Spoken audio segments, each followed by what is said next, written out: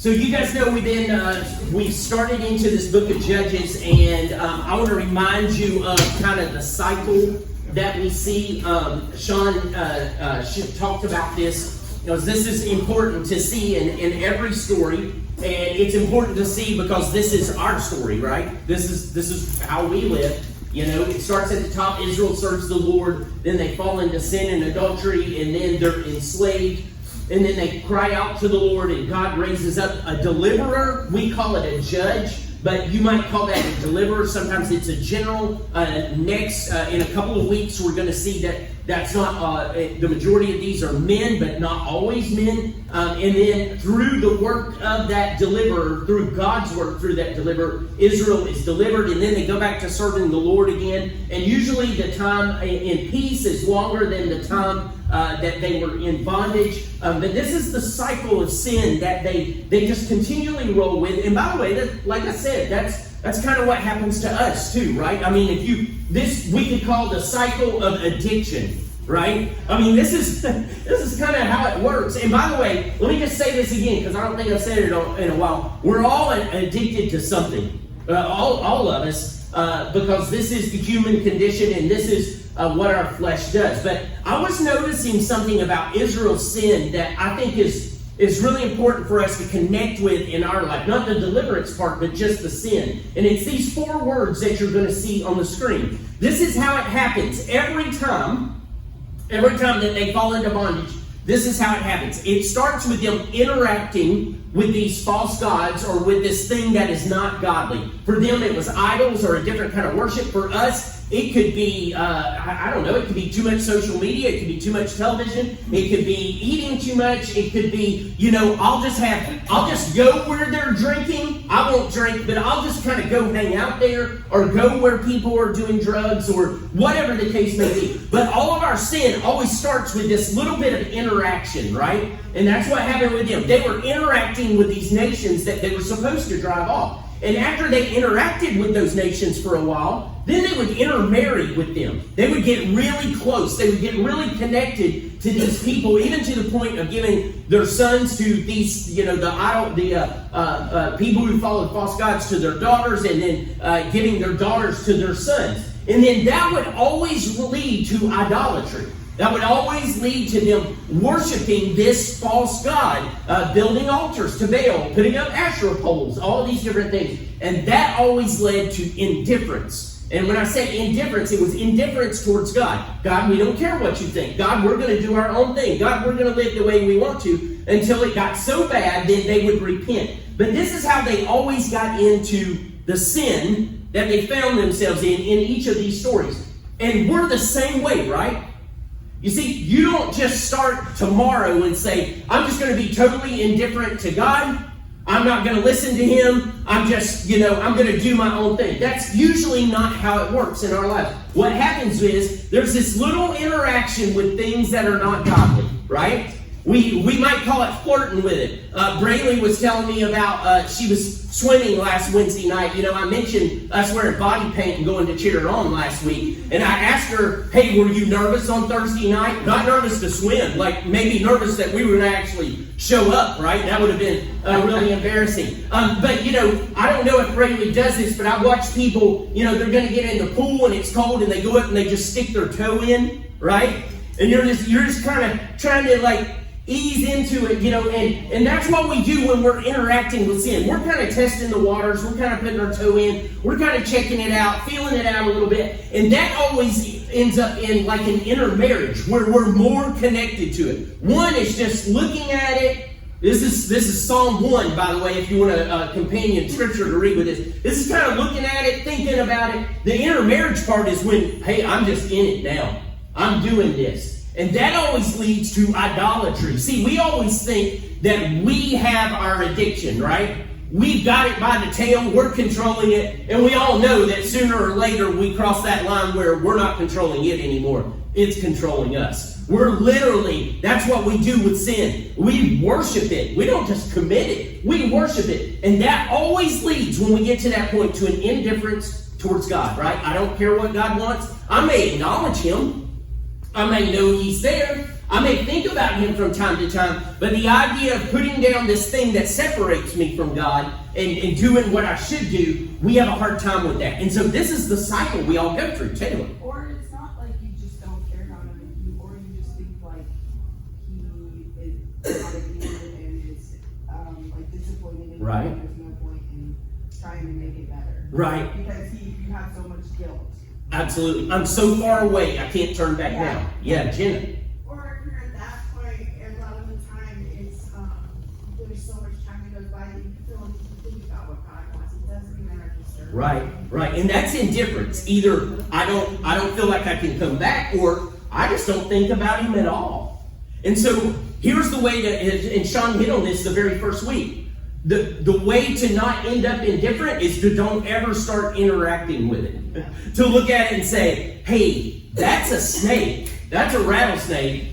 And if he's going to bite me if I mess with him. All right? That's what we did. You just steer clear of that. Like, I don't want anything to do with that. Right? And so if we never interact with it, we won't end up indifferent towards God. We won't end up in idolatry. We won't end up joining ourselves, like intermarriage. And by the way, God spoke to Israel that way. He's like, you're an adulteress. You've joined yourself to these people. We won't end up in any of the bottom three if we never start the first one, right? Just don't interact with it. And so that's what was going on, and that's how they ended up in that cycle. And then He would raise up these judges to set them free. And so we understand how the people are broken, right?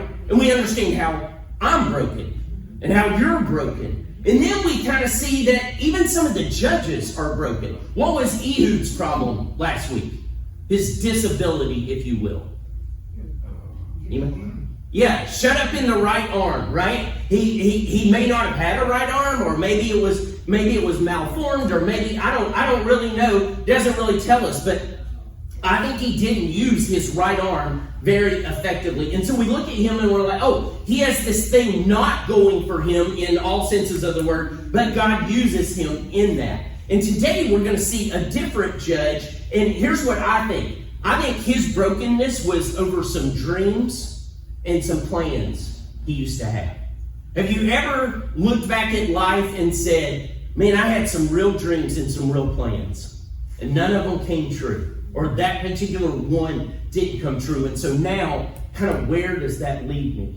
I've said before, there was a time when we lived in Kentucky, and we had sold a piece of property that Carla's dad had given to us, blessed us with, and we had some money, and we were looking for a place to invest it, and I invested it with this guy, and he was going to do some really cool things. He had this a machine, if you will, that they were going to be able to clean water in foreign countries. And he had a way to deliver internet and some different things like that, cell service, a new device that they had developed that was going to work in third world countries. And I was really excited because I thought, if we invest in this, we're going to help people there. And if we make money off of it, we're going to be able to help people here. And we had many conversations I did with this guy. His name was Ron. Ron and I had conversations about how this could expand ministry, how we could reach more people. And he said all of those things. And then I'll never forget the day that I asked him for my money back because he wasn't delivering on what he said. And he said, Greg, I'm not going to lie to you anymore. And my heart sunk because I realized at that moment he had been lying to me all along. Ron Kelly went to jail. He went to prison as a con artist. And we lost all of our money. I think I got one check for like $2. That was all I got back. We got back. And we had taken money out of our retirement. I had taken my kids' college fund. There wasn't a lot of it. But I had these plans. I had these dreams that if we had the financial ability, we could really help people. And I remember standing in the front yard. It was a day kind of like today in Kentucky, and I had my air compressor hooked up to my sprinkler system, blowing the water out of all the lines so it wouldn't freeze. And I'm standing there in the front yard talking to him, and he says, I'm not going to lie to you anymore. And I said, wait, you've been lying to me all along? And he's like, no, that's not what I meant. And I was like, yeah, that's exactly what you meant. And I felt so disappointed, and I felt so stupid, and I felt so defeated that day, right? And you probably had broken dreams or plans. You were going to go to school, and then you didn't. You were going to have a career, and then you didn't. You were going to get that dream job, and then you didn't. You were maybe going to have a family, and then you didn't. You know, these things have a tendency to kind of beat us down and make us think that God can't use us anymore. But here's the encouraging thing. Here's the good news today. God can still use you. And God wants to use you. As a matter of fact, this is his MO, if you will. This is the way he operates, is to use broken people. And so I've got one verse for you today. And you're going to say, how are you going to get anything out of this? This is a really interesting story. And it's a little bit mysterious, this judge, because we don't get the information about him that we do about some others. So let me read the verse to you. This is Judges chapter 3, verse number 31. This is after Ehud.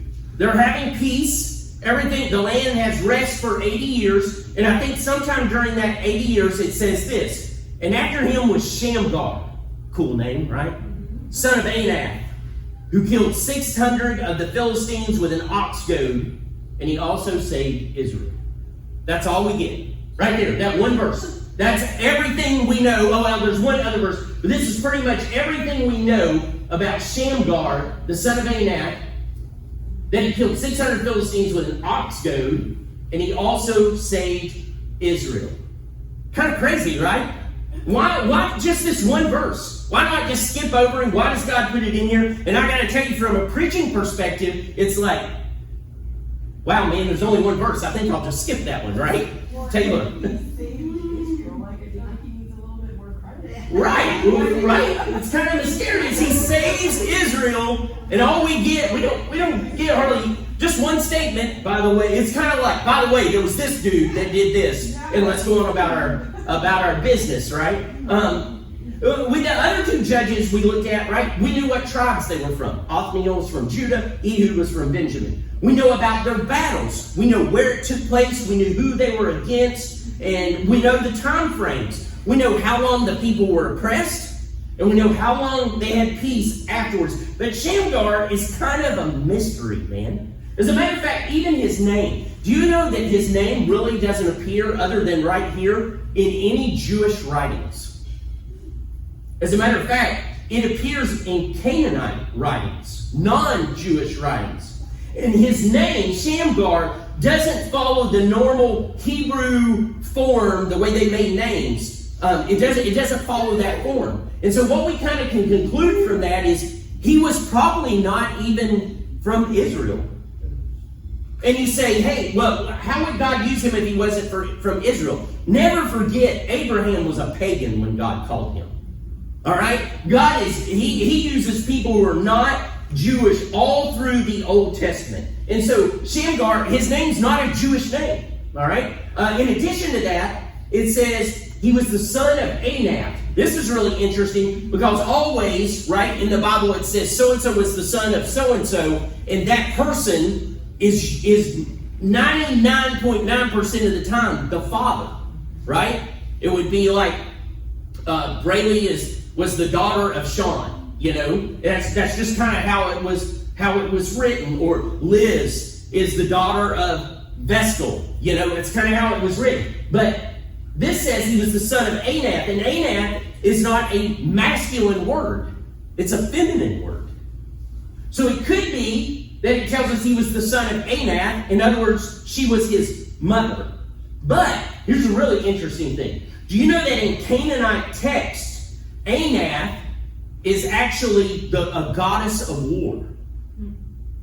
Anak is the name of a Canaanite goddess of war. And they have found, archaeologically, they have found arrowheads that have a name, for example, like Greg, the son of Anak.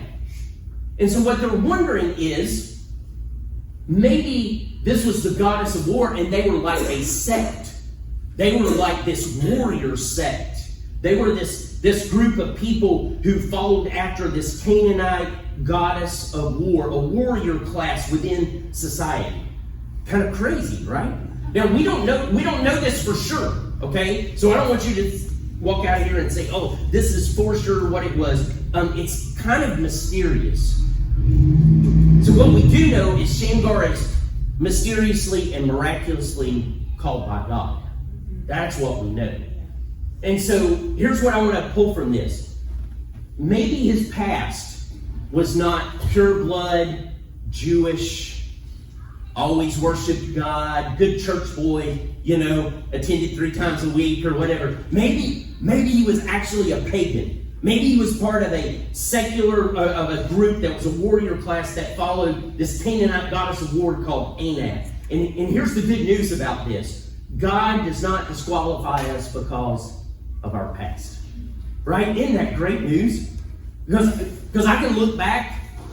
I've done enough bad things in my life that I don't know if you knew them all, you might not want me sitting here. Right? And you probably have things in your life that you don't tell people. Like there's those stories, right? We have those stories that we tell, yeah, I was kind of bad and I this, and then we have those stories that's like, I think I'd rather not tell that. And because of my past, sometimes I think that God might not want to use me. That he might want to say, hey, you're just kind of disqualified. You're not, you know, because of what you did back there, I can't use you now. And here's the great news. God never says that. He does not disqualify us because of our past. And he can take an idol worshiper, he can take a person who's following a Canaanite goddess of war, and he's like, hey, I got a job for you, and you're going to do great at this. All right? So that's what we know, first of all. God does not disqualify us because of our past. Here's the second thing we know, if you can go back to the verse. Shamgar, the son of Anak, killed 600 Philistines with an ox goad. Okay? Anybody know what an ox goad is? Oh, yeah. Yes? No. No? Yeah. It's a pokey stick.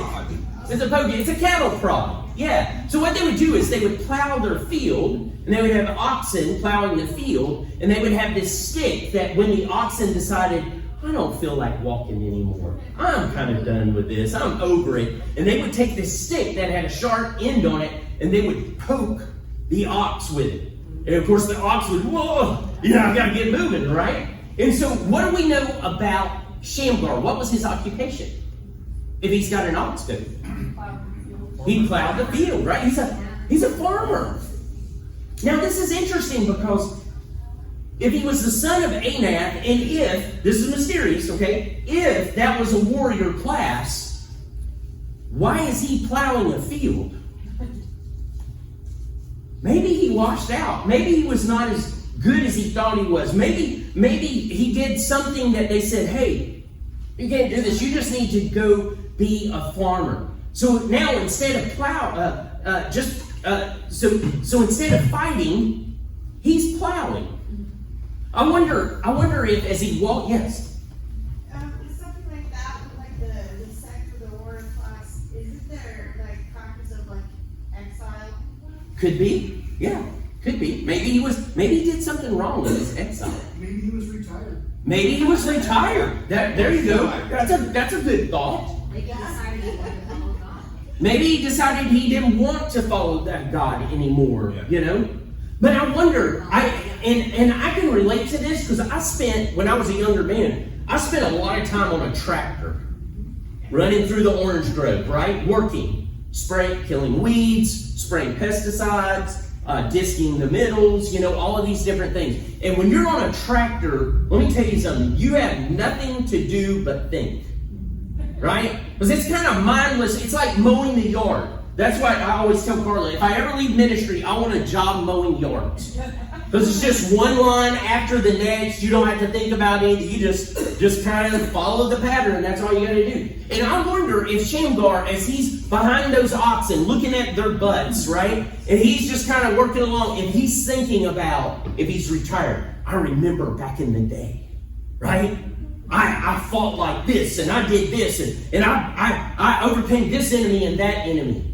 Or maybe if he was exiled, he's thinking, what could have been? I could have been this great warrior, but I made a mistake. And now all I get to do is look at the rear end of a couple of ox.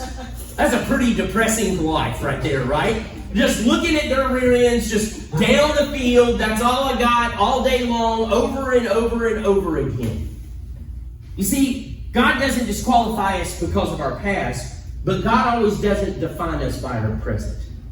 You see, you may have moved past where you were before. You may have gotten over your broken dreams and plans, but you may be standing right now and going, yeah, I got past that, but you don't know where I am right now. And it seems like where I am right now, nothing will ever come up.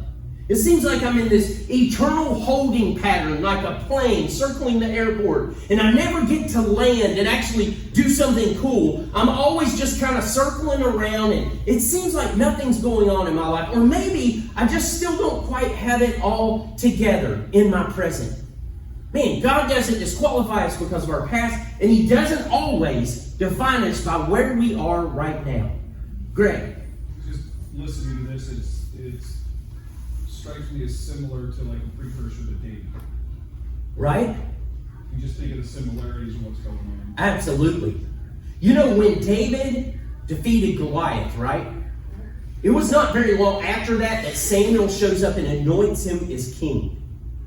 And then it takes over a decade for him to actually become king. Imagine most of that time he's running for his life, trying to keep Saul from killing him. And I'm sure he thought, man, the prophet anointed me king, and here I am hiding in a cave, trying to preserve my life, right? And so it's not always, very much like David. He's like, when is this going to happen? Is it ever going to happen? Maybe God was wrong. Maybe He messed up. Maybe He picked the wrong person. Maybe God's just not strong enough to bring all this stuff to pass. And as we continue to read the story, we find out that He was. That David truly does become king. And not just king, the greatest king that Israel had known up to that point, right? man, whatever you had in your past, let that go. God doesn't disqualify you because of that. And wherever you are in your present, know that God doesn't always define you by what's going on right now. Don't allow your current status to determine your future use. You hear that? Can I say it again? Don't allow your current status, where you are right now, to determine your future use. Because if you get down on you and decide that you just can't do it, then I don't know if it'll ever happen. Not because God can't, but because we won't. So, he doesn't get defined by his present just because he was a farmer. And so, let's get into what he actually did. Go back to the verse. He kills how many Philistines? 600. That's a lot. Right? Those are Samson numbers. What's that? Those are Samson numbers. I can say it one more time. Those are Samson numbers. Samson numbers, right? 600 Philistines with an ox goad. Let me tell you a little bit about the Philistines. So the Philistines had migrated from Crete to Israel.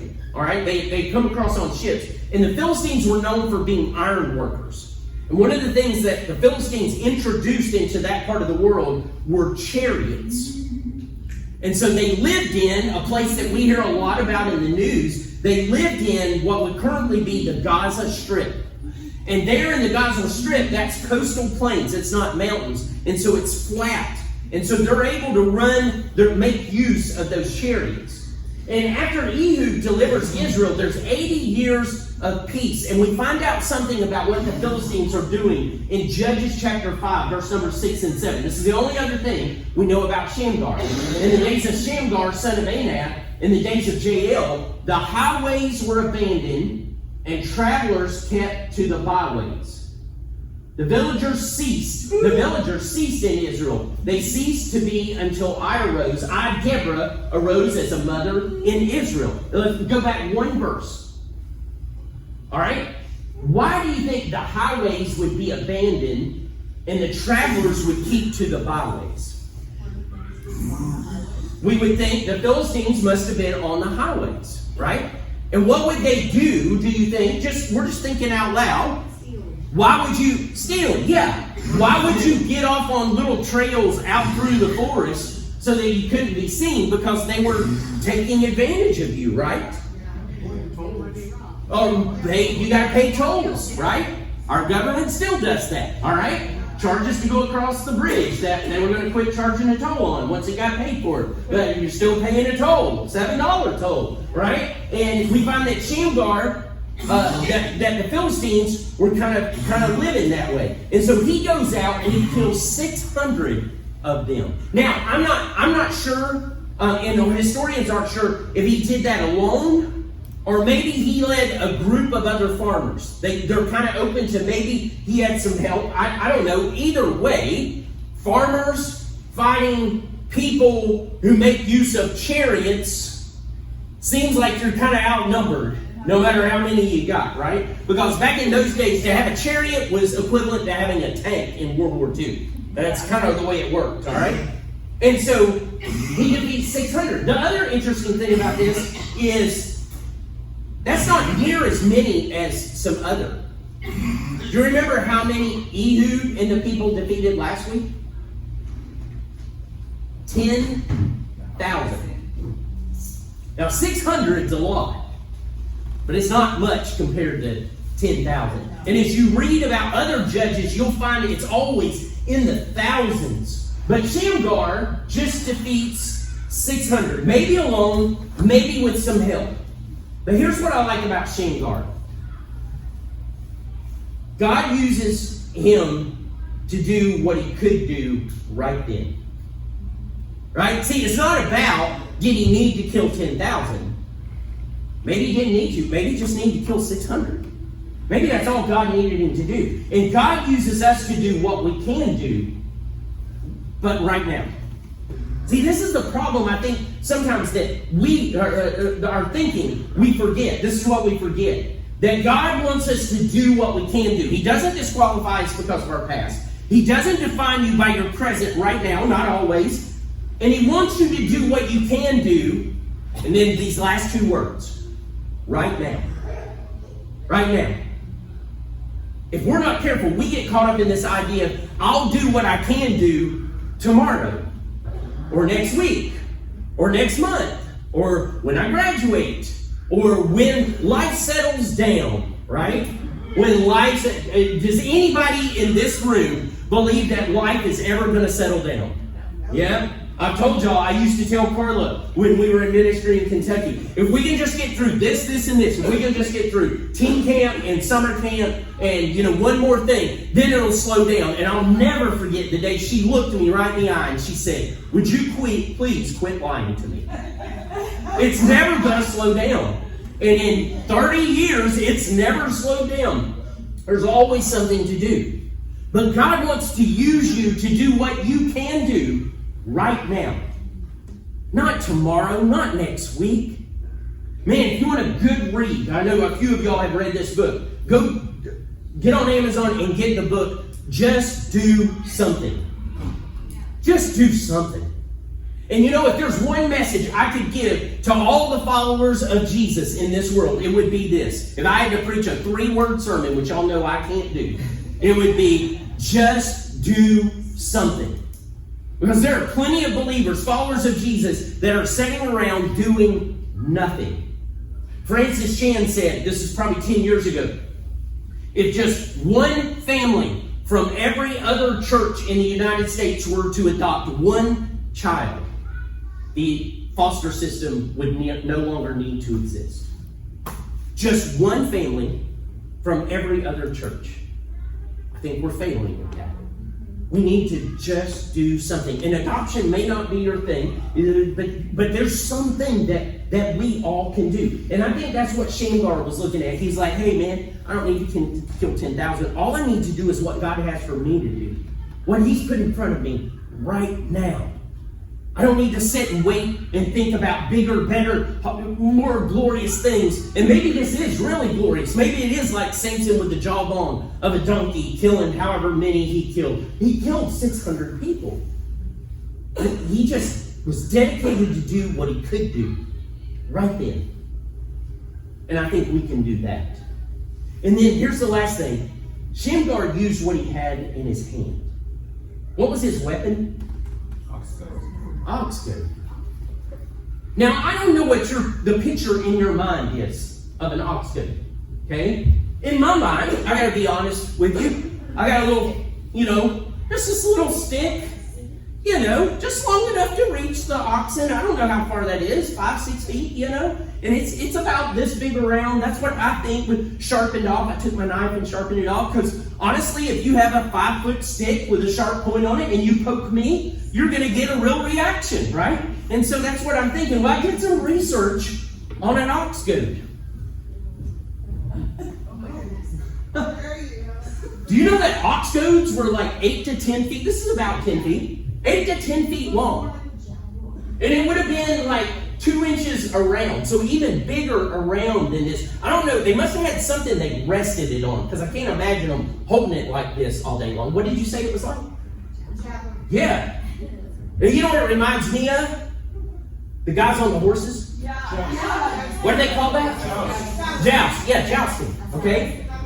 So it's 8 to 10 feet long, 2 inches in diameter, and it's got an iron spike on the end, which is used to, of course, get the oxen's attention. And then on this end, or maybe just below the iron spike, it kind of had a blade, because when the plow would get the dirt stuck on it, they needed to get that off, and they used that blade that would scrape the plow off. But either way, not the normal weapon of war, right? But I thought about something. If I'm fighting a guy on a chariot, you see, because if the chariot's coming at me, I don't want to have to use my knife. I got to get way too close, right? Even a sword. I'm trying to swing the sword, I get run over by the chariot wheel. But man, you give me something like this. Come on, buddy. I can poke you as you're going by, right? You come flying by and I just poke you in the back, right? Or poke you in the front before you. That's why they did that with the joust, right? You're riding a horse, I'm just going to poke you, right? That's a pretty good weapon. I can reach the chariot driver without getting close. Or if this thing's 2 inches, man, if you come by me, maybe I just stick it in the wheel. I just destroy your wheel. You know, maybe this idea of an ox goad was not like a disability. Maybe God said, you know who we need to fight these guys in the chariots? We need somebody with an ox goad. That would be cool, right? Yeah, you could get at them, right? I mean, that's the way it works. And whatever weapon God has given you, or we might call it an ability, you might look at it and say, this is the dumbest weapon ever.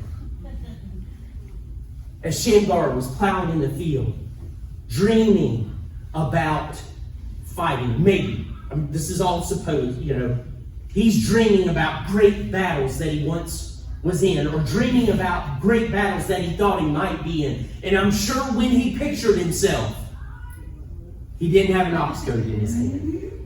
He's got a shield and a sword. He's got a bow on the back of a horse. I'm sure it was not like this. And I'm sure he thought, dude, all I got is this dumb ox goad. And he uses it to kill 600 Philistines. Or maybe he motivates all of his friends and say, you know what? I'm tired of every time I go to the market, somebody's trying to rob me. And I have to walk a mile out of the way to stay in the forest to stay hidden. And I'm just kind of sick of it. Y'all want to do something about that? Yeah, let's do something about that. Well, let's just take what we got and let's just go fight. He just used what he already had in his hand. And God uses us, God uses what he's placed in our hands. Whatever talent it is that you have, it might be your experience. It might be your encouragement. It might be your sensitivity. It might be your voice. It might be a lot, your organizational skills. It might be any of those things. But here's the thing. Whatever ability God has given you, that's the ability he needs to use in you. He didn't give it to you for nothing. And he didn't give it to you just so that you could have it and talk about it. He said, I want you to do something. Whatever's in your hand, I want you to do what you can do right now. Use that ability. Isn't that cool? Isn't that cool that I don't have to try to figure it all out? I don't have to, come up with this new ability. I don't have to necessarily learn a new skill. Like God's already given me this ability to do something. And he saved Israel. And he saved Israel. Yeah. He saved Israel. That's very big. I think this story was a little different. I don't know that they were under tribute. I think they were just bothered a lot. I think they were not necessarily paying money. They were just accosted all the time, harassed, if that's the word. And he said, God can use me like I am if I just step out with what I've got in my hand right now. Through this whole series, we've been focusing on this idea of broken people and a faithful God. And you may feel broken and less than, but we see a faithful God in this. And last week, the message that the story that we looked at with Ehud, we figured out God wants to use you where you are, right where you are, and He wants to use you just how He made you, and He wants to use you to encourage other people because they all got behind Ehud and followed him. But this week, I want you to understand, you're not disqualified. You may have heard that last week and said, yeah, but you don't know where I came from and what I've been and all of these different things. This week, you're not disqualified by your past. You're not defined by your present. We need to do what we can do right now. I think Paul talks about this when he talks about using what God has placed in our hand. He said, in the church body, some of you are like an ear. Some of you are like a nose. Some of you are like the eye. Like we all have a place. And do you know that? I think it's in Corinthians. I didn't look this verse up. He says that He's giving us everything that we need to function properly. That means every part that we need is within this church family for us to function. I think our only disability is our doubt in what God can do. That's the only disability. It's the only missing part that we might have. And so as you think about Shamgar, I want to ask you a couple of questions. What do you have in your hand? What's the ability that you have that could be used right now by God? What are you doing with it? Are you willing to do something, to do what you can do right now? Put that ability to work. Are you willing to let go of where you are at your present and say, well, I don't quite fit the part, or I was this in the past? Are you willing to let all of that go? What are you really waiting on to be a person like Shamgar that God uses?